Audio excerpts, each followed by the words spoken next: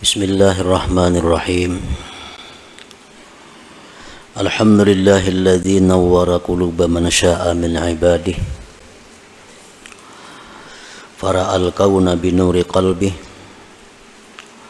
fasyahidallaha fil kauni kullih. Ashhadu an la ilaha illallah wahdahu la syarika lahul ma'rufu bi ihsanih wa ashhadu anna sayyidana Muhammadan abduhu wa rasuluhul masyhuru bi amanatih. Sallallahu wa sallam ala sayyidina wa habibina Muhammadin khairi khalqih wa ala alihi wa ashabihi wa dzurriyyatihi wa atba'ihi, amma ba'du. Yang kita hormati dan kita cintai para habaib dan para alim ulama, para muhibbin, hadirin, hadirat, rahimakumullah. Pertama-tama kita bersyukur kepada Allah dan menghaturkan pujian kepada Allah yang telah memberikan kita hidayah, memberikan kita petunjuk, memberikan kita taufik, kemudahan untuk melakukan kebaikan, sehingga pada malam ini kita dapat berkumpul bersama-sama di Masjid Nurul Muhibbin ini. Dan kita berdoa berharap kepada Allah Subhanahu wa ta'ala agar kita selalu dikumpulkan dalam kebaikan dan takwa. Amin ya rabbal alamin. Salawat dan salam selalu kita curahkan kepada junjungan kita Nabi besar Muhammad sallallahu alaihi wasallam dan kepada seluruh keluarga, para sahabat, zurriyat dan pengikut beliau sampai hari akhir nanti. Para muhibbin rahimakumullah. Al-hikmatur rabi'ata asyarah min al-hikamil ataiyah. Qala al-imam Ahmad ibn Athaillah Sakandari rahimahullah wa nafa'ana bi'ulumih. Hikmah yang ke-14 daripada Al-Hikam, berkata pengarangnya Imam Ahmad bin Athaillah As-Sakandari rahimahullah, al-kaunu kulluhu zulmah wa innama anarahu zuhurul haqqi fihi. Faman ra'al kauna walam yashhadhu fihi aw indahu aw qablahu aw ba'dah faqad a'wazahu wujudul anwar wa hujibat anhu sumusul ma'arib bisuhubil asar.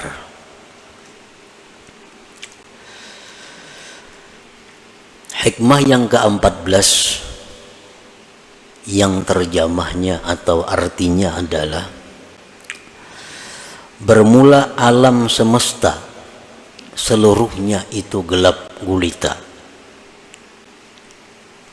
dan hanya saja menerangi akan alam semesta itu oleh nampaknya Allah pada alam itu.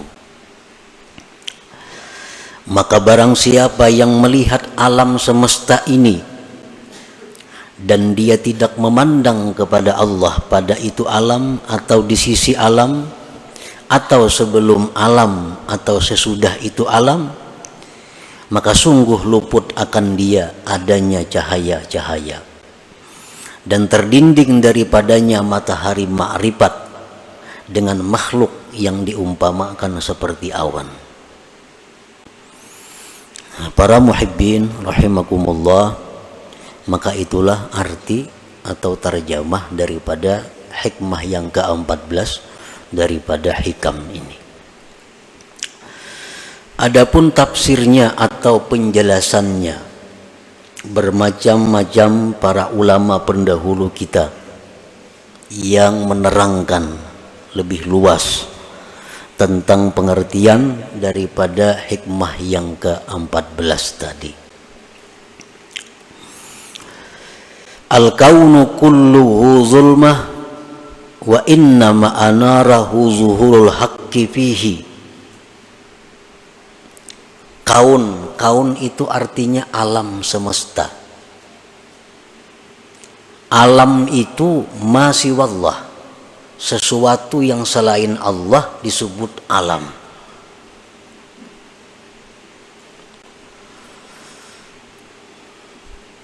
Baik itu surga, baik itu neraka, baik itu dunia, baik itu akhirat, baik itu bumi, langit, manusia, hewan, termasuk di dalamnya amal perbuatan kita, kebaikan, kejahatan, itu masuk di dalam alam.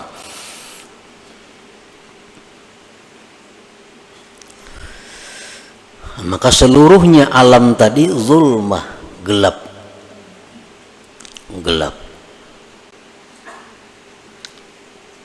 Gelap itu kadap aja kita. Nah, gelap itu adalah merupakan istilah dari berbagai macam. Gelap itu bisa merupakan istilah daripada tidak ada. Sesuatu yang tidak ada itu bisa diistilahkan dengan gelap. Contohnya adalah sudah beritanya, kalau jar orang itu masih gelap, nah berarti kalau ada berita lagi. Nah, gelap itu bisa merupakan istilah tidak ada. Nah, kemudian gelap itu atau kadap itu bisa juga merupakan istilah daripada kesesatan, sesat. Bisa diistilahkan dengan gelap.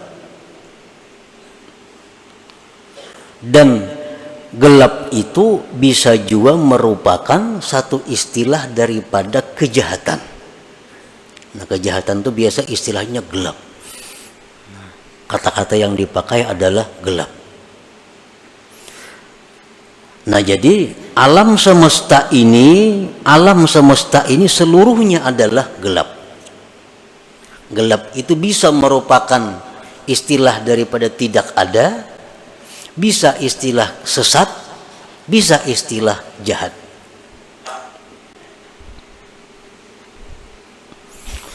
Wa innama anarahu zuhurul haqqi fihi, dan hanya saja menerangi akan alam semesta ini oleh tampaknya Tuhan pada alam itu. Terang ini pun istilah dari beberapa macam. Bisa sesuatu yang ada itu diistilahkan dengan terang. Adakah sudah kabarnya nih? Sudah ada titik terangnya jar. Nah, berarti ada tuh. Nah, jadi terang itu bisa istilah ada. Nah, kalau kita pakai istilah ada itu, maka alam semesta ini adalah zulmah, artinya tidak ada, tetapi hanya saja alam itu ada oleh karena adanya Allah. Oleh karena adanya Allah.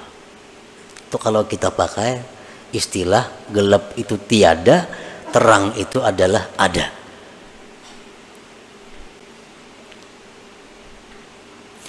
Terang itu bisa juga merupakan satu istilah daripada petunjuk. Petunjuk itu bisa disebut cahaya, terang. Cahaya iman, ya kan?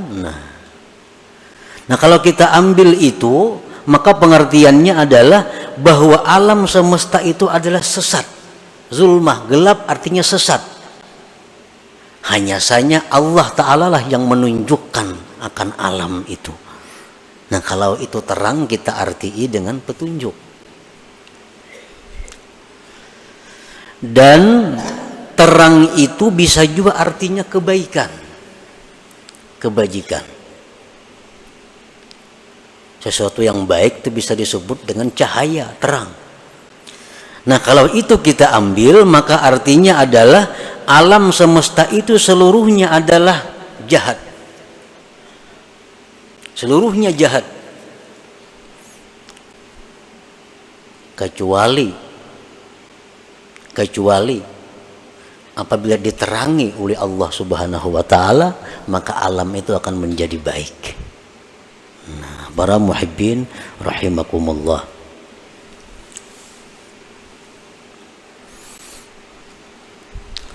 untuk mendekatkan kepada paham kita.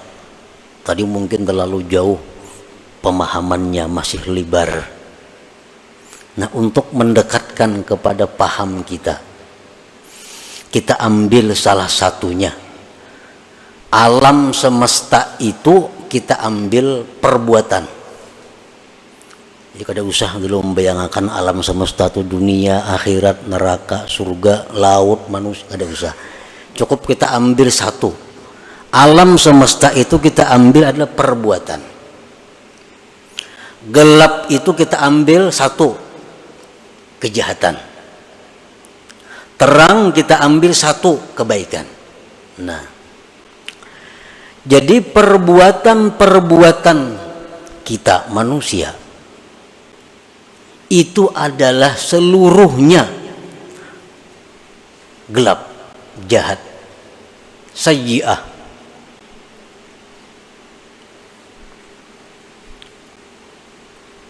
Hanya saja perbuatan-perbuatan manusia itu menjadi baik apabila dalam perbuatan itu dimusyahadahkan atau disertakan Allah Subhanahu wa ta'ala.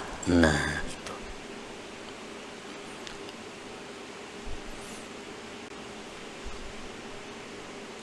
Perbuatan-perbuatan kita itu semuaan kada baik. Semuaan kada baik. Kecuali perbuatan kita itu disertai Allah Subhanahu wa ta'ala. Nah, disertai Allah itu artinya bisa disertai petunjuk Allah. Hanyar perbuatan kita tadi menjadi baik, menjadi cahaya, menjadi hasanah.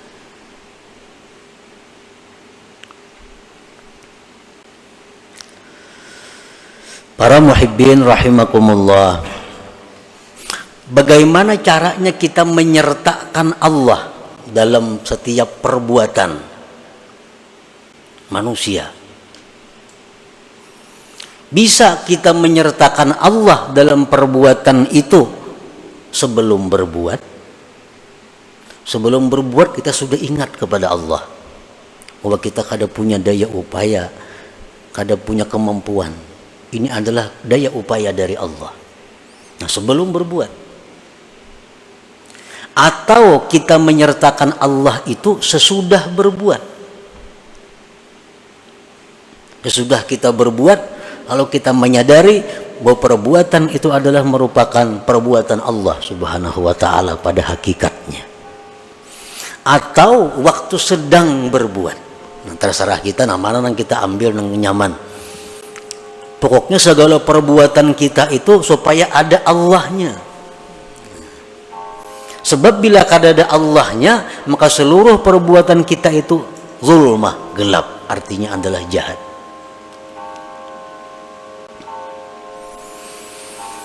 Nah, para muhibbin rahimakumullah, paman ra'al kauna wa lam yashhadillah fahuwa mahjub ta'ihun bil zulumat wa huwa arzalul khalqi. Barang siapa melihat perbuatan, tadi kita ambil contoh satu perbuatan. Siapa yang melihat perbuatan baik dirinya atau perbuatan orang lain, tetapi dia tidak bisa musyahadah kepada Allah, artinya dalam perbuatan itu dia tidak ada Allahnya. Siapa yang berbuat aku, siapa yang berbuat ikam, di hati itu kada ada Allahnya, kada ada. Nah, maka orang ini ngarannya mahjub, terdinding. Nah, terdinding, tersesat, dan dia merupakan makhluk yang paling jahat, arzalul khalaik. Bila kita tuh mengakui bahwa yang berbuat ini adalah aku, sampai ke hati-hati kita aku, nah itu sesat, terdinding. Yang berbuat itu adalah Fulan bin Fulan, sampai ke hati-hati kita mengatakan itu Fulan yang berbuat, tanpa sedikit pun kita ingat kepada perbuatan Allah. Sesat kita, sesat.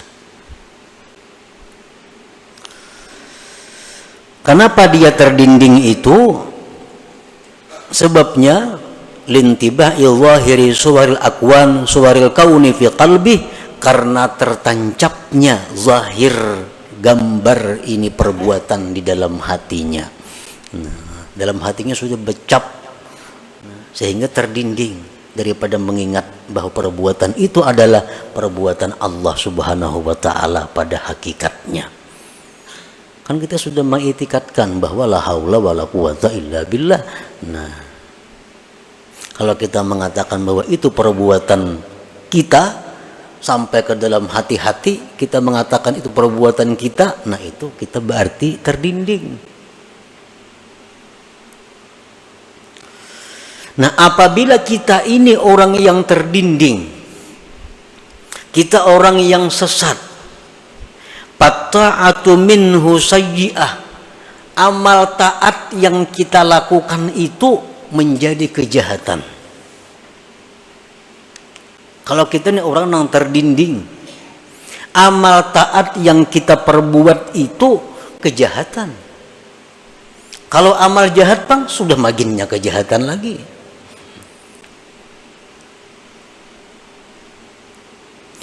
Orang yang di dalam hatinya tuh kadada ingat lawan Allah, mengingat hanya Fulan bin Fulan, aku, si Anu, si B, kadada lalu dari Allahnya. Nah, orang ini kalau berbuat taat, maka taatnya itu jahat. Kenapa taatnya itu jahat? Li'annaha la takhlu an ujubin wariya'in wasti'zaz, karena taatnya itu kada sunyi daripada ujub, daripada riya, daripada merasa mulia. Itu sebabnya. Kenapa? Karena ini kada ingat lawan Allah. Nah, sembahyang tu aku semuaan, kada ingat bahwa sembahyang tu kawa karena hidayah Allah, karena taufik Allah, karena petunjuk Allah. Kada ingat lagi aku sembahyang itu. Ujub ngarannya. Ini sembahyang mengharapkan balasan orang lain, mengharapkan pujian orang lain, riya ngarannya. Ini sembahyang alunya merasa lebih baik pada manusia lainnya, nya merasa lebih mulia daripada orang lainnya, isti'zaz ngarannya. Nah, ibadah itu bila macam ini halnya, ibadah itu berubah menjadi kejahatan. Nah, jadi kalau kita ini golongan-golongan orang yang mahjub, ibadah apapun yang kita lakukan bukan pahala yang kita dapat, tapi sayyi'ah, kejahatan. Sebab kita mahjub, kita terdinding daripada Allah.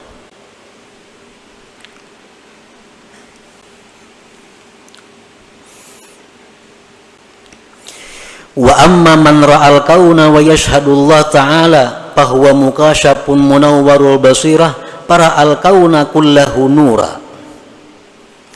Adapun orang yang melihat perbuatan, kita ambil contoh perbuatan tadi. Dia melihat perbuatan dan di situ dia ingat kepada Allah. Nah, nya sembahyang, ingat aku ini sembahyang karena pertolongan Allah, karena petunjuk Allah, karena hidayah Allah, karena kekuatan Allah, aku lalu bisa kah ini. Nah, maka ini orang ngarannya mukasyaf, orang yang dibukakan mata hatinya oleh Allah. Munawwarul basirah, orang yang diterangi mata hatinya. Maka dia melihat perbuatan itu seluruhnya adalah cahaya, karena selalu ada Allah Subhanahu wa ta'ala. Inya sembahyang, inya bersedekah, baik dirinya atau orang lain, selalu inya melihat bahwa itu adalah petunjuk Allah, itu adalah kekuatan dari Allah, itu adalah taufik daripada Allah. Nah, sehingga orang jadi tinggalam jadinya, nang timbul hanya Allahnya. Nah, kalau macam itu kita ngarannya mukasyaf. Nah, mukasyaf.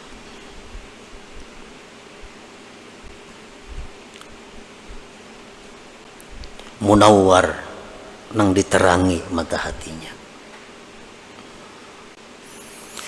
Baik perbuatan itu kebaikan atau perbuatan itu berupa kejahatan, kita selalu ingat bahwa di situ Allah.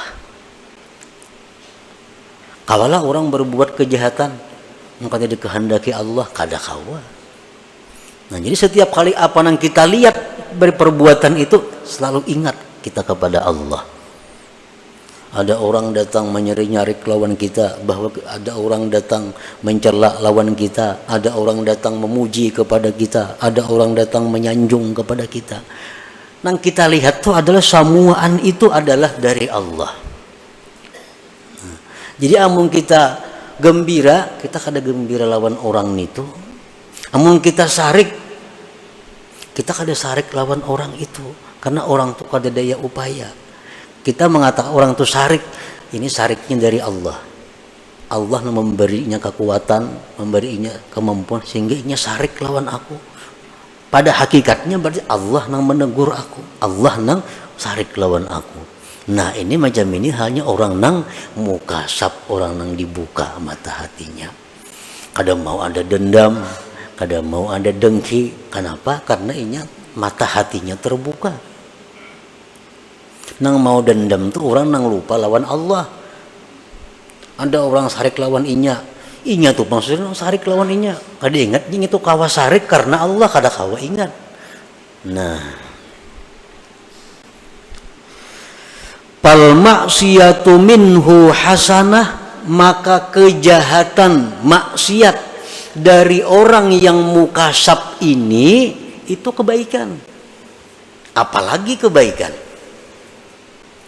Orang nih nang mukasab nih, nang hatinya diterangi oleh cahaya Allah, sehingga dia selalu ingat kepada Allah bila melihat perbuatan-perbuatan. Andai kata inya melakukan maksiat itu jadi pahala. Nah, maksiat itu jadi kebaikan. Apalagi inya berbuat taat maginnya lagi. Maksiatnya pun jadi kebaikan. Lalawanannya ya nang tadi al-mahjub tadi. Nah, orang nang terdinding ini inya berbuat dosa sudah nyata dosa, berbuat kebaikan jadi dosa juga. Kalau orang nang mukasab berbuat baik sudah nyata pahala, berbuat dosa pun inya dapat pahala. Kenapa berbuat dosa inya dapat pahala? Nah, kenapa inya berbuat dosa dapat pahala? Satu alasannya, orang yang terbuka mata hati itu bila berbuat dosa li'atirafihi bi'ajzihi wa zullih, karena dia mengakui bahwa dirinya itu lemah. Dia mengakui dirinya itu adalah hina. Dia mengakui bahwa dia sangat berhajat kepada perlindungan dari Allah agar bisa terhindar dari maksiat. Buktinya kalau aku kata ditolong Allah, ini jatuh pada maksiat. Berarti aku sangat perlu pertolongan Allah agar terhindar dari maksiat. Nah, wa taubatihi minha, dan tobatnya dia daripada maksiat itu. Jadi orang-orang yang mukasabin ini, mereka kalau berbuat dosa, nah, mereka tersadarkan, oh ternyata aku nih hina. Buktinya aku mau melakukan dosa. Buktinya aku ini berarti rendah di sisi Allah. Berarti aku ini jatuh di sisi Allah. Nah, perasaan-perasaan seperti itu adalah ibadah. Lalu dia tobat daripada dosa.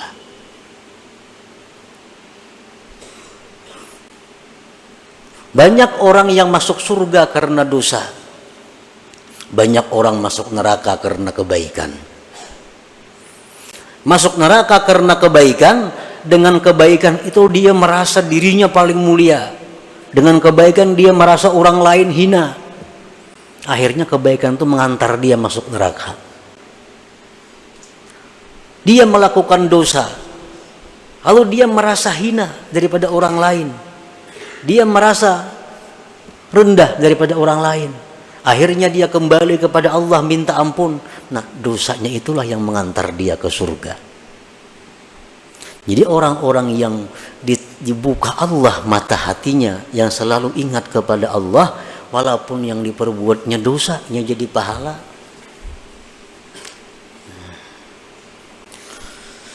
Qala ba'dul ulama, berkata sebagian ulama, idza taba minadz dzunub saratiz dzunubul madiyah kulluha hasanat. kalau orang taubat dari satu dosa, ini berisi 100 macam dosa, lalu ini taubat, sebujur-bujur taubat, maka nang 100 macam dosa tadi ditukar Allah jadi kebaikan. 100 kebaikan jadinya.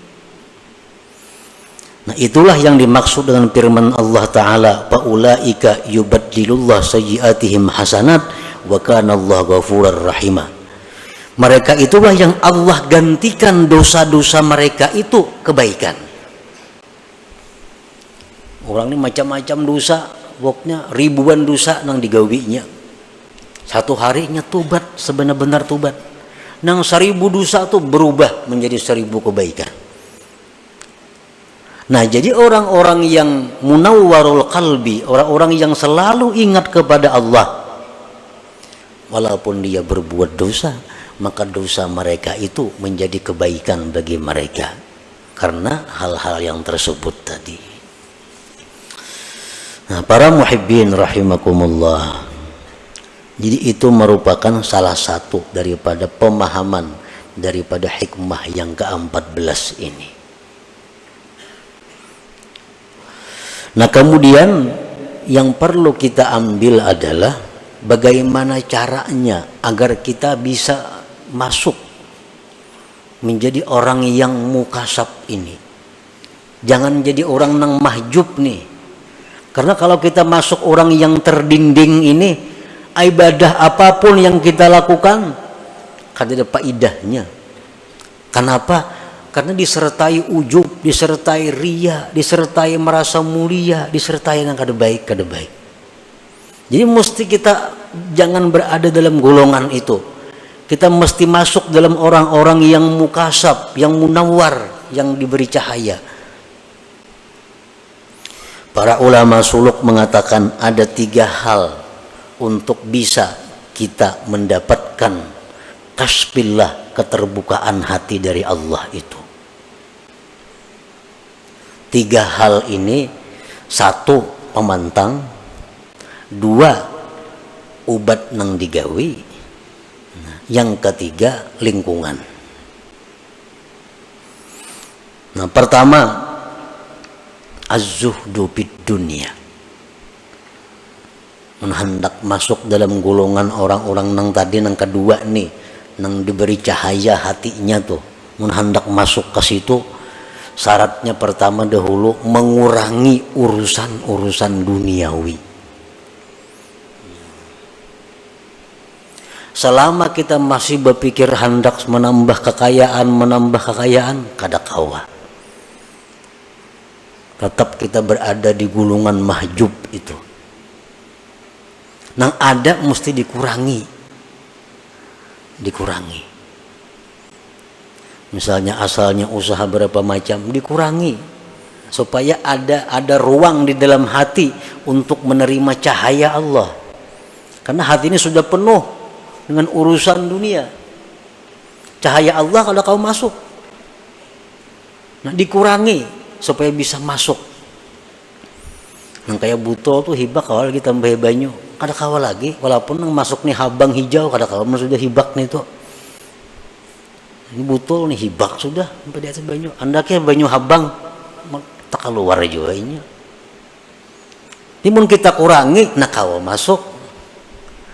Nah, bila masuk cahaya Allah ini akan menjalar, akan menyisihkan yang lain-lainnya. Jadi kurangi aja urusan dunia. Ada perlu ampih bertuku, ada perlu ampih berdagang, ada perlu. Cuma kurangi urusan dunia, beri tempat dalam hati untuk menerima cahaya Allah. Selama kita masih memikirkan macam-macam jabatan, macam-macam kedudukan, macam-macam perdagangan, menambah usaha itu, maka kada mau masuk sudah. Nah, jadi pertama syaratnya adalah kurangi urusan keduniaan itu. Beri ruang hati untuk menerima cahaya Allah. Yang kedua, kalau sudah kita kurangi urusan duniawi tadi, ditambah kasratuz zikri wal fikri, perbanyak zikir dan tafakkur. La ilaha illallah perbanyak, salawat diperbanyak. Ditambah tafakkur, berpikir tentang kejadian-kejadian yang diciptakan Allah ini. Yang ketiga, suhbatul ulama as-salihin, dekat dengan ulama salihin. Nah, apa gunanya kita dekat dengan ulama salihin? Karena dengan ulama salihin itu kita bisa menanyakan masalah-masalah hukum yang kita hadapi. Yang kedua, itu bisa menambah semangat kita untuk beribadah kepada Allah. Nah, bila tiga hal itu kita laksanakan, maka kita satu saat akan menjadi orang yang mukasab, yang dibukakan hati, sehingga apa yang kita lihat itu kada terlepas daripada Allah Subhanahu wa ta'ala. Nah, jadi itulah sebagian yang dipaham daripada hikmah yang ke-14 daripada hikam al-ataiyah ini. Nah, semoga Allah Subhanahu wa ta'ala memberikan kita taufik hidayah, memberikan kita anugerah, sehingga kita diberi Allah keterbukaan dan terang hati untuk selalu melihat Allah Subhanahu wa ta'ala dalam segala sesuatu. Ila hadratin Nabi sallallahu alaihi wasallam. Al-Fatihah. Bismillahirrahmanirrahim. Astagfirullah, shiratal mustaqim. فيا أيها الرجل منه شفاعة صلوا عليه وسلموا تسليما.